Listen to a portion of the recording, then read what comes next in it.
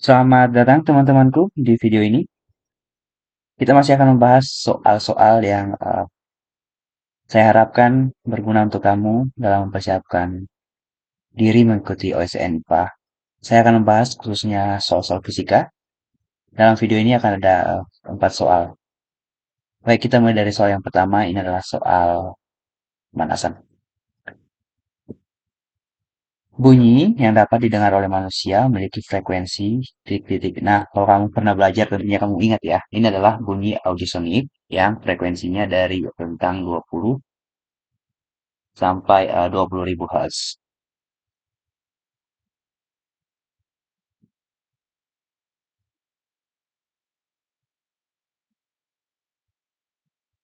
Nah, yang di range lain, misalnya lebih kecil dari 20, infrasonik dan lebih besar dari 20.000 Hz atau ultrasonik itu tidak bisa didengarkan oleh manusia. Gitu. Oke, ini hanya soal hafalan. Untuk pemanasan, kita lanjut ke soal berikutnya. Nah, ini soalnya. Untuk memindahkan benda bermassa 10 kg sejauh 5 meter, diperlukan usaha 100 joule. Jika gaya yang bekerja searah dengan perpindahan, maka gaya F yang diperlukan adalah, oke, coba kita gambarkan bagaimana keadaan bendanya gitu ya. Jadi ada lintasan seperti ini, ya saya coba, aduh, ya kita anggap saja lurus ya. Lalu eh, ada benda bermassa 10 kg, dikatakan dipindahkan sejauh 5 meter, jadi kurang lebih nanti dari sini, yang mana jarak dari sini ke sini adalah 5 meter. Kita misalkan jarak adalah D, dari kata dasar distance, itu untuk memindahkan ini dibutuhkan, dikatakan usaha, work, atau kita singkat W, 100 joule. Tanyakan maka berapa sih besar gaya untuk memindahkan itu jika usahanya 100 joule, maka ini sangat simpel sebenarnya ya. Kamu perlu ingat definisi usaha dalam fisika itu adalah gaya dikali perpindahan. Oke, berarti gaya dikali 5 meter. Itu sama dengan 100 joule. Maka gaya sama dengan 100 joule dibagi 5 meter. Nah, kamu perlu ingat joule itu 1 joule setara dengan 1 newton dikali meter. Ini sama dengan 1 newton dikali meter. Sorry, 100 newton dikali meter per 5 meter. Meter dengan meter bisa saling membagi menjadi satu. Ini bukan nol ya, itu perkalian tadi. Berarti 5 sorry, 100 dibagi 5 adalah 20 gitu ya. Ini 20. Di 20 Newton. Jawabannya adalah bagian B, 20 Newton. Oke, ini mungkin juga soal yang sedikit pemanasan. Kita ke soal yang apa namanya sedikit lebih butuh konsentrasi. Oke, kita ke soal nomor 3. Nah, soal nomor 3 ini saya bingung memberikan judulnya ini. Dia membahas terkait bidang miring, nanti ada sedikit trigonometri. Di sini juga diterapkan teorema usaha energi. Apa itu teorema usaha energi? Nanti saya jelaskan sedikit. Jadi ini akan sedikit panjang ya. Lalu terkait gaya gesek walaupun tidak terlalu banyak. Lalu nanti juga terkait EM atau energi mekanik, kekahan energi mekanik. Oke, jadi mari kita mulai. Saya harap kamu konsentrasi. Kita bacakan soalnya. Sebuah balok yang masanya 200 gram ditahan di ujung atas bidang miring licin. Bidang miringnya licin ya. Ini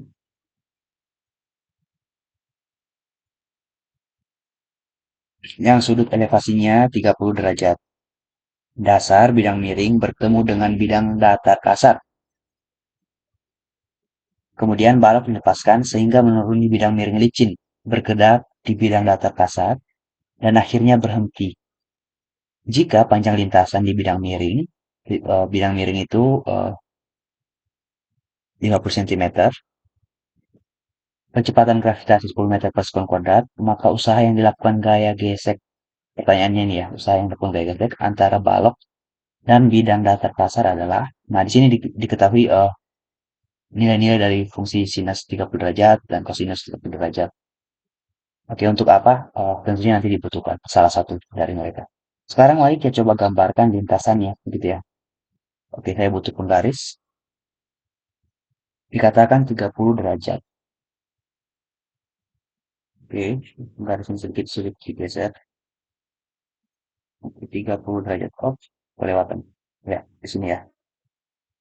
Jadi kita misalkan seperti ini. Kita misalkan bidang miringnya mengarah ke sana.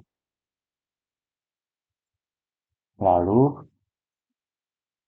dia akan bergerak di bidang datar yang kasar. Setelah dia turun dari bawah. Nah, kurang lebih lintasannya seperti ini, gitu ya. Oke, sekarang penggarisnya kita taruh ke bawah dulu. Kita misalkan dia berada di bendanya sini.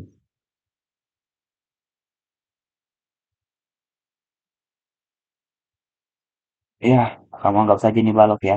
Saya tidak punya bakat seni sama sekali. Mohon dimaklumi. Ya, ini saya coba perpanjang lintasannya supaya masuk akal sedikit. Oke. Lalu apa yang dikatakan? Ini licin. Kemudian bidang datarnya kasar. Ya, ini kasar. Oke.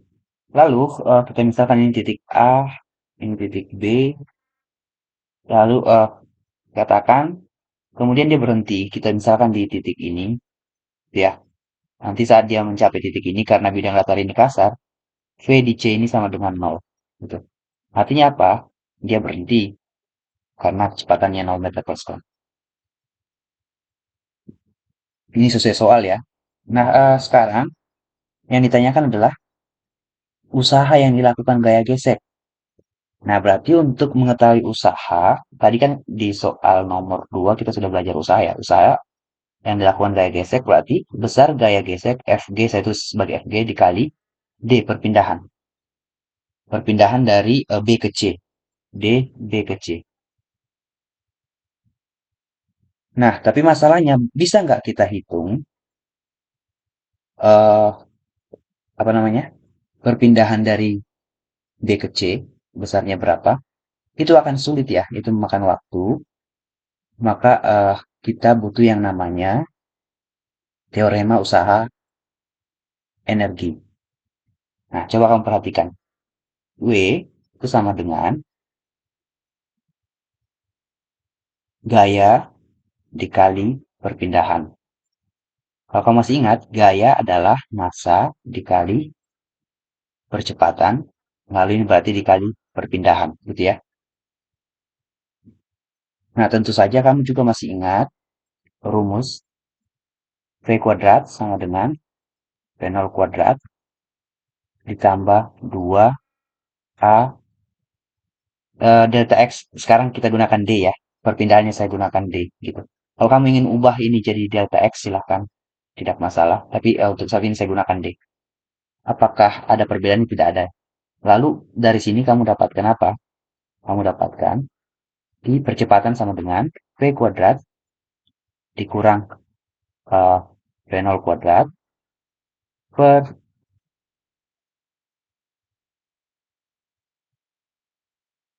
2 dikali D atau perpindahannya. Nah ini kamu masukkan ke sini. Oke, saya coba hilangkan penggarisnya. Kita sepertinya butuh ruang yang besar ya.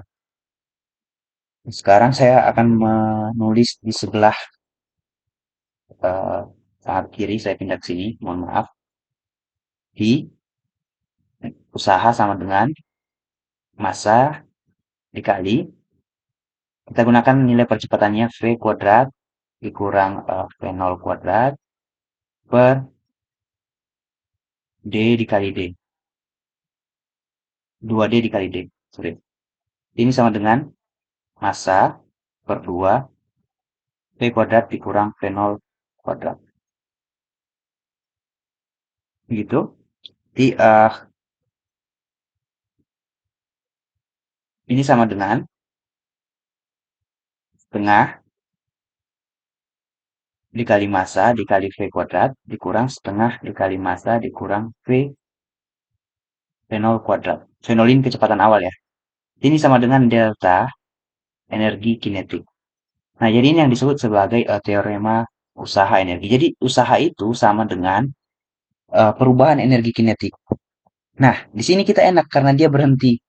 Berarti ini energi kinetik akhirnya ini nol gitu ya. Berarti ini kalau kita mau terapkan ke soal kita, berarti ini bisa kita tuliskan menjadi untuk soal kita ya. Di setengah dikali MV di titik C dikurang setengah dikali MV di titik B. Berarti kita perlu mencari V di titik B sekarang masalah kita ini. Kenapa? Karena V di titik C itu nol, gitu ya. Ini nol. Berarti ini semua nol. Berarti usaha yang dilakukan gaya gesek itu sekarang kita tinggal dapatkan sama dengan negatif dari setengah massa dikali V di titik B pangkat 2. Gitu ya. Jadi karena kita meninjau tadi V di B sebagai kecepatan awal gitu ya. VB sebagai V0. Lalu VC itu sebagai kecepatan akhir. Jadi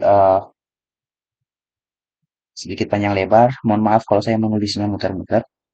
Nah, sekarang masalah kita tinggal mencari berapa kecepatan benda ini ketika dia sudah jatuh. Ini kan licin jatuh ke titik B.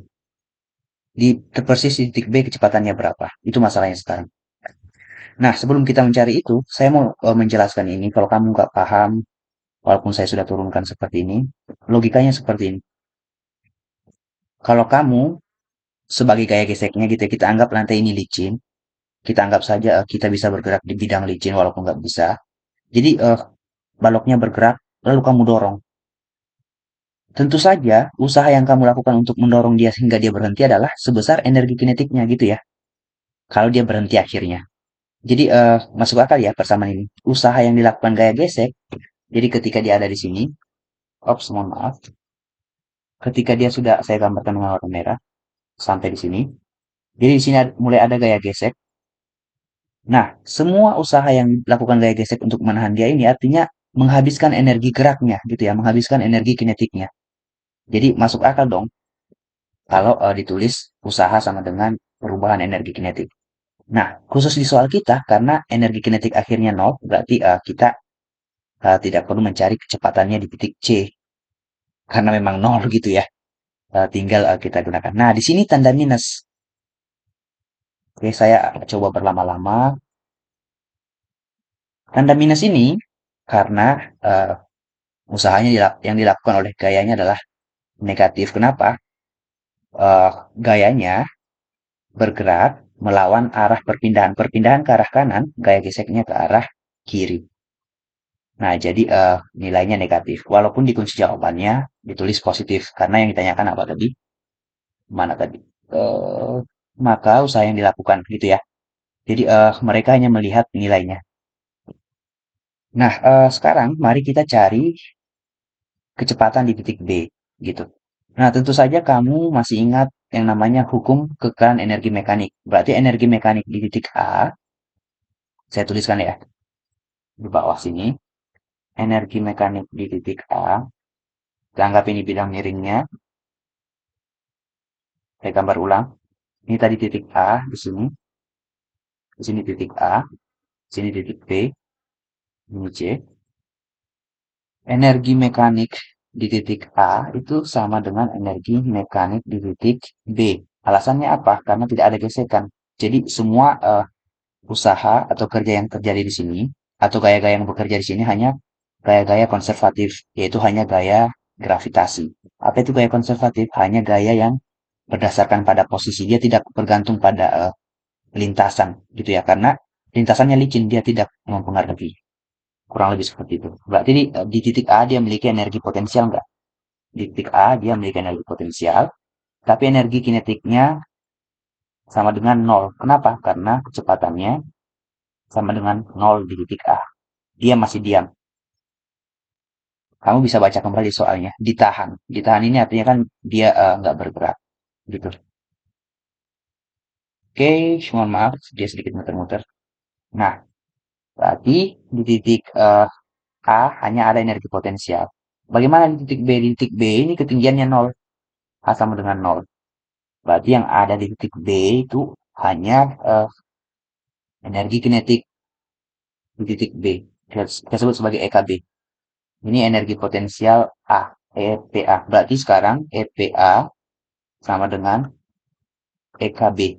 EPA itu berarti M dikali G, dikali kita misalkan ketinggian dari titik atas ke A itu adalah H gitu ya. Jadi dikali H, atau kamu sebut saja HA gitu biar lebih cocok dengan EPA. Lalu setengah massa dikali VB kuadrat. Oke, kan masalah kita mencari VB kuadrat ya. Sekarang kita bisa hilangkan yang tidak perlu M. Berarti 2GHA sama dengan VB kuadrat. Berarti VB sama dengan akar 2GH. Nah, sebenarnya kamu pasti sudah hafal ini ya. Kalau kamu sudah hafal ini, saya harap kamu nggak perlu putar-putar mengerjakan kayak gini saat mengerjakan OSN, karena kamu akan benar-benar kehabisan waktu. Nah, tapi pada sisi latihan ini, kamu memang butuh paham gitu ya. Jadi, sekaligus kita lebih paham materi, jadi mari kita berpanjang lebar. Tapi sekarang masalah kita, timbul lagi masalahnya. Berapa sih ketinggian ini, ketinggian HA ini, gitu ya. Jadi HA ini berapa ketinggiannya? Tentu saja kita belum tahu. Dari soalnya tidak disebutkan. Jadi ini jadi pertanyaan juga akhirnya, gitu. Nah, kamu lihat di soalnya dikatakan panjang lintasan bidang miringnya 50 cm. Panjangnya berarti dari sini ke sini. Ops. Oke, dari sini ke sini. Ini yang 50 cm. Oke, nanti sekarang kita temukan di bawah ini 50 cm. Nah, tadi jangan lupa sudutnya 30 derajat. Ini. Oke, kalau kamu sudah pernah belajar trigonometri, kamu akan tahu sinus dari suatu sudut ini sama dengan kadang-kadang disebut sinus adalah sisi yang menghadap ke sudut, berarti H, ini kan sisi panjang sisi yang menghadap ke sudut, dibagi sisi miringnya, gitu ya. Ini terjadi pada segitiga siku-siku. Ya, berarti nanti silakan pelajari lagi ya dari sumber lain. Sinus 30 derajat itu sama dengan H dibagi 50 cm. Gitu. Jadi H itu sama dengan, ini yang kita maksud HA ya, ketinggian titik A. Berarti HA sama dengan 50 cm dikali sin 30 derajat. Nah, sinus 30 derajat itu setengah. Ini udah diberikan di datanya. Cosnya kenapa diberikan? Mungkin menjebak ya, supaya kamu memiliki kemungkinan salah gitu. Tapi saya nggak tahu juga. Mudah-mudahan bukan seperti itu. Ini sama dengan 50 cm dikali 1/2 sama dengan 25 cm. Kita ubah kesatuan internasional menjadi 0,25 meter. Oke, berarti HA sudah ketemu. Berarti masalah kita sudah selesai pada dasarnya ya. HA ketemu, VB ketemu. VB ketemu, W ketemu. Berarti masalahnya selesai. Tapi sebelum selesai, mari kita hitung dulu. Berarti VB sama dengan eh, akar 2 dikali 10. Tadi percepatan gravitasinya 10 ya. Meter per sekon kuadrat dikali HA-nya 0,25, 0,25 meter. Berarti ini sama dengan 20 dikali 2 dikali 0,25, 0,5. Berarti kali 10, berarti 5 ya. Akar 5. Nah, ini meter kali meter, meter pangkat 2. Meter pangkat 2 diakarkan berarti menjadi meter. Sekon kuadrat diakarkan menjadi sekon. Gitu ya. Jadi, kecepatannya di titik B itu sebesar akar 5 meter per sekon.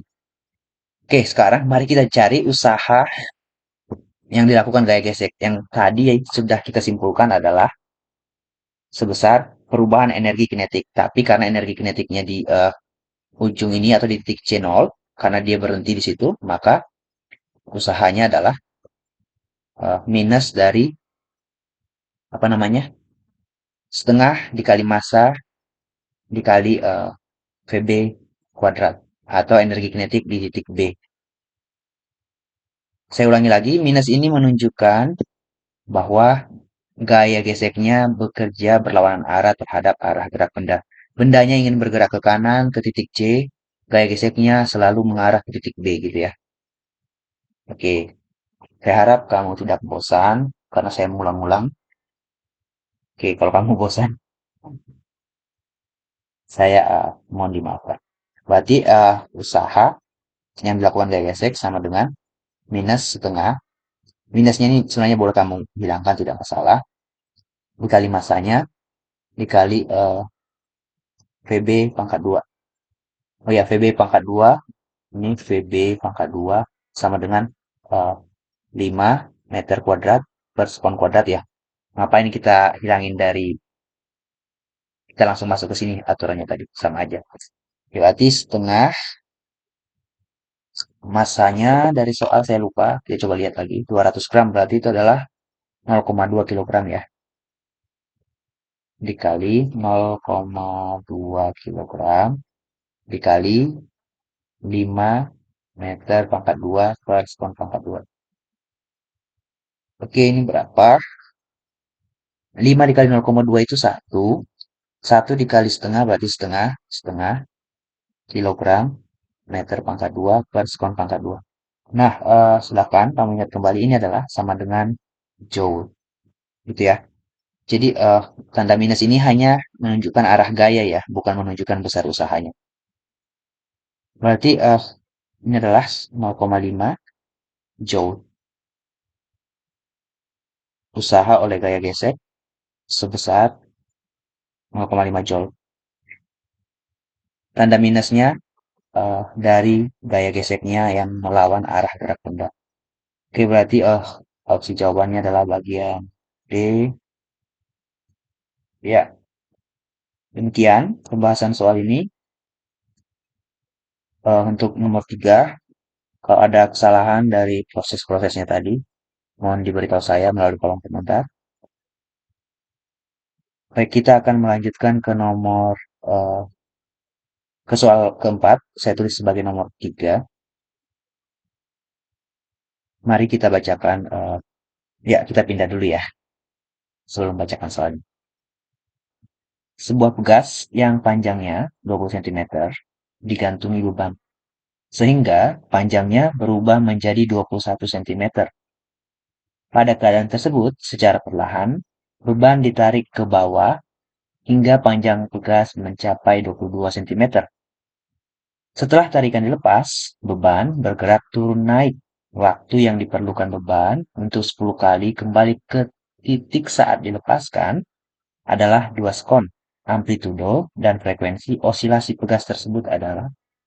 Nah, untuk menjawab ini, mari kita coba gambarkan keadaan pegasnya gitu ya. Awalnya, pegas ini memiliki panjang 20 cm sebelum dia digantungi beban. Lalu keadaan berikutnya, dia digantungi beban sehingga panjangnya menjadi 21 cm. Kemudian dia ditarik, dikatakan ke bawah secara perlahan hingga panjangnya mencapai, ini lebih renggang gitu ya, 22 cm. Nah, sebelum membahas ini, kita coba lihat untuk mengerjakan amplitudo, kita harus lihat di mana titik kesetimbangannya. Karena definisi amplitudo adalah jarak dari titik kesetimbangan ke simpangan terjauh. Kita coba pakai penggaris. Ya, yang dimaksud titik kesetimbangan adalah saat diberikan beban, ini masanya berhenti di mana gitu ya, atau panjang dari Gasnya sampai di mana. Nah, ini yang saya garis pakai warna merah, ini adalah titik kesetimbangan. Dan misalkan dengan simbol O gitu ya. Ini adalah titik kesetimbangan.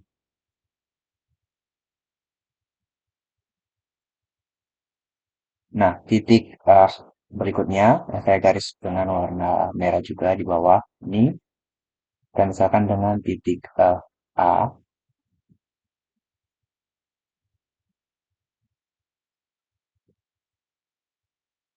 ini adalah simpangan terjauhnya gitu ya. Simpangan terjauh. Nah, simpangan terjauh itu yang disebut sebagai amplitudo.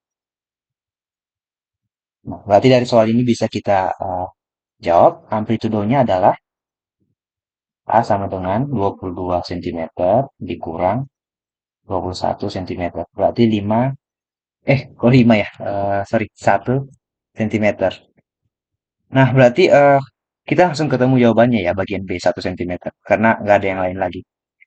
Nah, tanpa menghitung frekuensinya sebenarnya kita sudah tahu jawabannya seharusnya bagian B. Karena amplitudonya 1 cm. Tapi mari kita coba hitung kembali amplitudonya berapa gitu ya. Nah, kita coba perhatikan apa yang terjadi pada beban dan pegas ini. Ini pegas massa, sistem pegas massa. Kalau tarikannya dilepas, tadi kan dia ditarik sehingga dia turun menjadi 22 cm. Kalau dia dilepas, dia akan eh, naik turun. Kita coba gambarkan keadaannya saat naik. Nah, dia maksimal naik hanya sampai di sini. Ini kepanjangan kayaknya. Yang mana ini juga eh, jaraknya dari titik O adalah amplitudo gitu ya. Jadi dari sini ke sini adalah dari sini ke sini. Jadi boleh saya kita sebut ini titik A aksen misalnya gitu. Jadi O ke A aksen itu sama dengan O ke A jaraknya gitu ya. Lalu setelah sampai di sini dia aksen dia akan turun lagi ke titik kesetimbangan titik O, lalu turun sampai ke A, lalu naik lagi gitu ya. Nah, tentu saja dia tidak berada di 4 posisi gitu ya. Tidak di 10 posisi, dia hanya di satu posisi. Ini kita gambarkan dari waktu ke waktu gitu. Nah, sekarang mari kita lihat soalnya kembali. Dikatakan dia butuh waktu 2 sekon untuk kembali 10 kali ke titik di sini, di A. Nah, kalau kita sudah pernah mempelajari getaran, satu getaran itu, kalau dimulai dari A adalah A ke O, ke A aksen, ini setengah. Dia kembali ke O, dia ke A lagi. Ini disebut satu getaran, gitu ya. Nah, dikatakan dia uh, mengalami 10, mohon maaf, ini penggarisnya mengganggu, saya buang saja. Mengalami 10 getaran, kita tulis sebagai N sama dengan 10 getaran dalam waktu uh, 2 sekon. Nah, frekuensinya berapa? Frekuensi itu, definisinya adalah berapa jumlah getaran atau N dalam satuan waktu tertentu per T. Berarti 10 per 2 sekon. Ini adalah 5 per sekon. Sekon. Nah, 1 per sekon, ini bisa kita tulis 5, 1 per sekon. 1 per sekon ini adalah Hertz gitu ya. Jadi ini sama dengan 5 Hertz. Oke, jadi benar ya. Eh, jawabannya 5 Hertz untuk frekuensinya. Lagi-lagi saya ingatkan, kamu tidak perlu sampai menghitung frekuensinya kalau memang opsi, misalnya tadi kan amplitudonya hanya satu opsi yang benar, nanti kamu pilih itu saja. Karena yang lain kemungkinan sudah pasti salah gitu ya. Baik, demikian dulu pembahasan soal ini.